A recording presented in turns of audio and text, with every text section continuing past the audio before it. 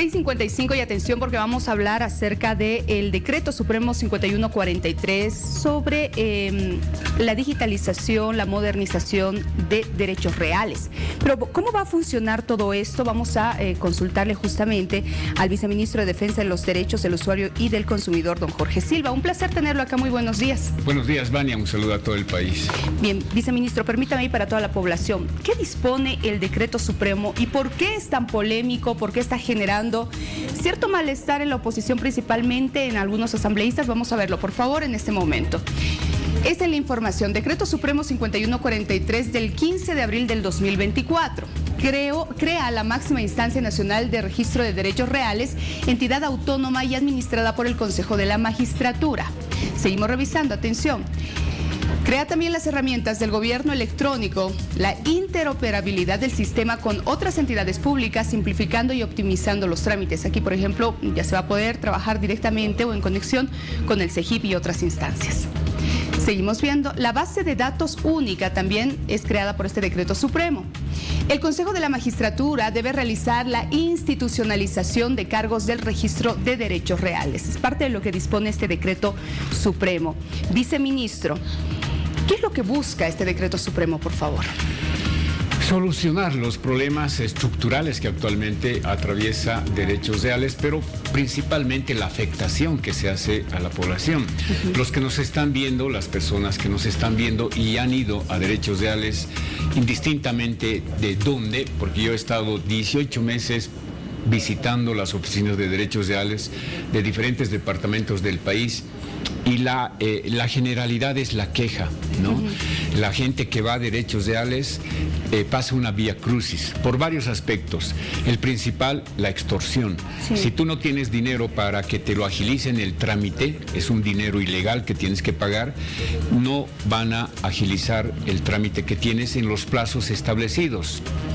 Si no tienes dinero para pagar la corrupción, como quien dice, el aceite, la comisión, para subsanar cualquier observación administrativa, definitivamente vas a tener que pasar meses y años incluso esperando una inscripción o esperando una certificación en derechos reales. Segundo, alta vulnerabilidad en los 38. Mira, Derechos Reales tiene 38 bases de datos, ¿no? Y 2 sistemas informáticos altamente vulnerables. Nos dicen que la gente que ha pasado por Derechos Reales y tenía la clave para entrar a esta base de datos o a estos sistemas informáticos, todavía puede manipular desde sus casas los datos de un folio real. Entonces, gente que tenía 100 metros, 200, 300 metros, le han puesto un 0, en algunos casos 2 ceros, y de pronto ha aparecido con 1000 metros, con 2000, con 3000 metros. Gente que tenía su inscripción en derechos reales, tenía su folio real, vivía 15, 20, 30 años y de la noche a la mañana aparece otra persona con folio real disputándote el derecho propietario de tu casa. Estos datos se pueden manipular con facilidad. Pero esos son los hechos y las denuncias que hemos recibido y que sabe la población, ¿no? Este tema de los avasallamientos, por ejemplo, es gente que ya estaba hace varios años atrás viviendo en esos predios y de pronto aparecieron otros con folios reales y la disputa, los enfrentamientos que se dan en todas partes del país. Y ahora con este decreto, ¿cómo se va a eliminar esto? Con este decreto, lo que se pretende, bueno, se tiene que implementar en 180 días, es primero que se bancariza, es decir, que la gente para ya no sufrir la extorsión por parte de los servidores públicos que trabajan en derechos reales, va a poder pagar desde el celular, así como a veces ya compramos hasta papa, tomate con QR, hay caseritas que dicen no, con QR porque así evitan que les roben o que les roben al consumidor. ¿Por qué Derechos Reales, siendo una institución tan importante en el país, no va a bancarizar sus servicios? Entonces, este decreto supremo ahora orienta que los usuarios paguen a través de una transferencia, a través del QR o a través del banco. Ya no ir a derechos reales y pagar y exponernos a la extorsión de algún servidor público. Segundo, va a interoperar para evitar los otros problemas que se tiene, Vania. Hay falsificación de documentos en las minutas de transferencia. Resulta que hacen firmar hasta los muertos. Sí, es verdad. ¿No?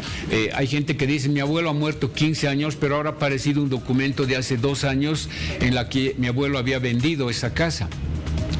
O sea, el abuelo murió hace 15 años, pero le hacen firmar hace 2 años un documento.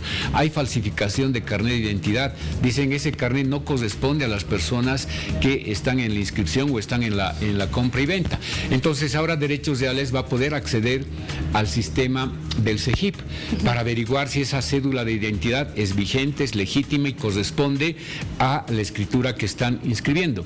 Va a poder ingresar al sistema informático del CERESI para ver si esa persona está viva o ha muerto. Va a poder ingresar al sistema informático del catastro municipal para ver si ese predio está empadronado, no, si corresponde a una planimetría, etcétera. Es decir, va a interoperar con las instituciones, pero también con el DIRNOPLU.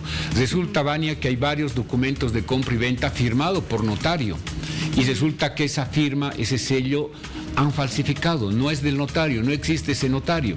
Entonces Derechos Reales podrá ingresar al sistema del DIRNOPLU para ver si la firma de ese notario corresponde, si está inscrito, si está autorizado. Es decir, la interoperabilidad, Vania, te va a permitirle dar seguridad jurídica al que está inscribiendo su derecho propietario en Derechos Reales.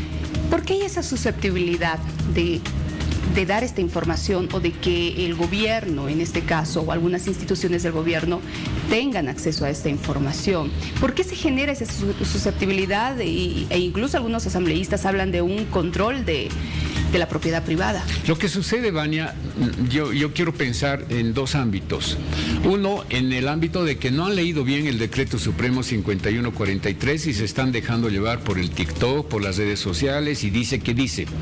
O segundo, son parte de esa organización criminal que se han organizado, que se han creado hace varios años atrás, donde están comprometidos funcionarios de alcaldías o exfuncionarios de las alcaldías que tienen acceso a sellos y documentación para falsificar planimetrías o catastros urbanos, o están en combinación con funcionarios y exfuncionarios de Derechos Reales que saben cómo ingresar a esta base de datos, saben cómo manipular los folios reales, o están vinculados con los avasalladores, los loteadores, que son los más interesados en este tema y que hoy están preocupados porque este Decreto Supremo va a cortar las manos y los canales, los conductos de corrupción, por una parte. Y por otra parte, están preocupados los que han pagado para acceder a un cargo en las oficinas de Derechos Reales, que han pagado 10,000, 15,000, 20,000, 50,000 dólares. Ahora los cargos van a ser institucionalizados. Exactamente. El Decreto Supremo orienta que en 180 días el Consejo de la Magistratura debe convocar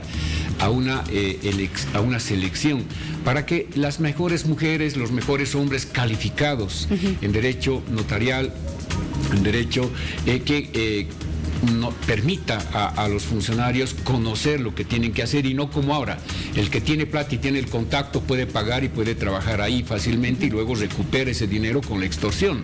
Entonces hay un componente de interés, Vania, para que el Decreto Supremo no se implemente, porque se va a afectar intereses de esta gente que está involucrada en los hechos de corrupción.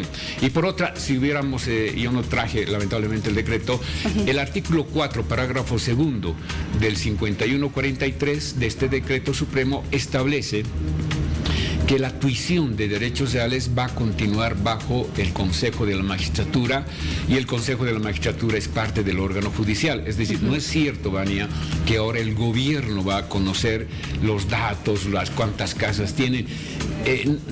Eso va a continuar en Derechos Reales, va a continuar bajo el órgano judicial. El gobierno, el nivel central, no va a tener acceso a esa información, sino lo va a seguir teniendo Derechos Reales. Y esta interoperabilidad no es para que cualquier ciudadano pueda ingresar al sistema, solamente Derechos Reales, ¿no? Y por eso se crea esta instancia nacional, que va a tener un director nacional como actualmente lo tiene, es decir, es la estructura del nuevo Derechos Reales, que va a seguir dependiendo del Consejo de la Magistratura y no así del gobierno del nivel central. Es fundamental hacer estas aclaraciones, ¿no, viceministro? 180 días entonces para la implementación, ese es el plazo. Así es, y en 30 días tienen que también lanzar el programa de regularización del derecho propietario para el sector público, es decir, no es para el privado. Hay gente que está diciendo, ahora otra vez vamos a tener... No, Resulta, Vania, que hay alcaldías, que hay gobernaciones, que hay ministerios que tienen terrenos y que no lo han inscrito. Eso es torta para los loteadores, para los avasalladores, que no respetan propiedad privada ni propiedad pública.